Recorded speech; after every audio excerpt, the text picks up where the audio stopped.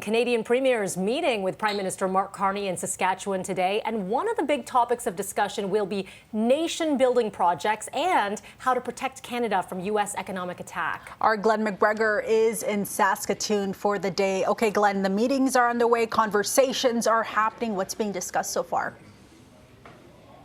Yeah, real spirit of optimism heading into that meeting today, captured by Ontario Premier Doug Ford as he's walking into the meeting room, starts singing the song "Love is in the Air," trying to capture the spirit of cooperation that we're seeing, at least at the outset, at the beginning of the meeting amongst the premiers. We heard from most of the premiers on the way in, and they were talking about some of their priorities, big projects they want to see action on.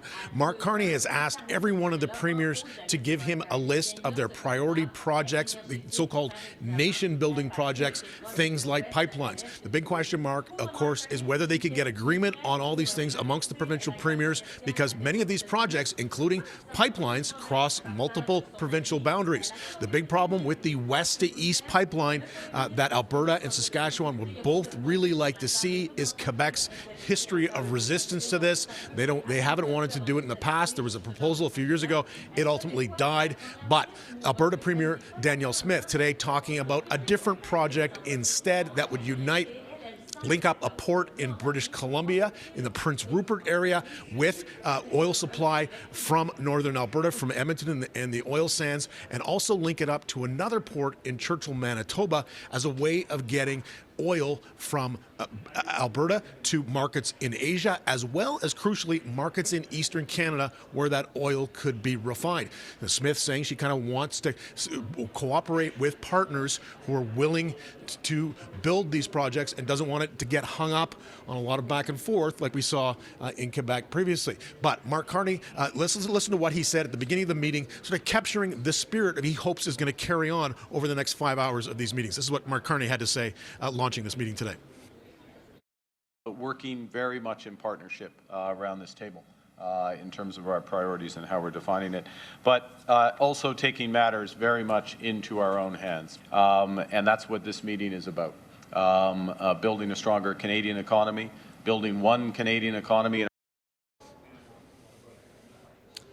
Now, on his way into the meeting, Ontario Premier Doug Ford talking about, of course, the Ring of Fire as his top item on that list of priorities. He says it's really crucial for the economy in Northern Ontario and will help the Canadian economy overall by harvesting all those critical minerals. That's the one he really wants to see approved. He does have on that list, though, that plan, that controversial plan, to build a multi-billion-dollar tunnel under the 401 through the GTA. I asked him today whether or not, if Mark Carney says he's not interested in doing that or funding it, not interested in advancing that, whether that idea is dead.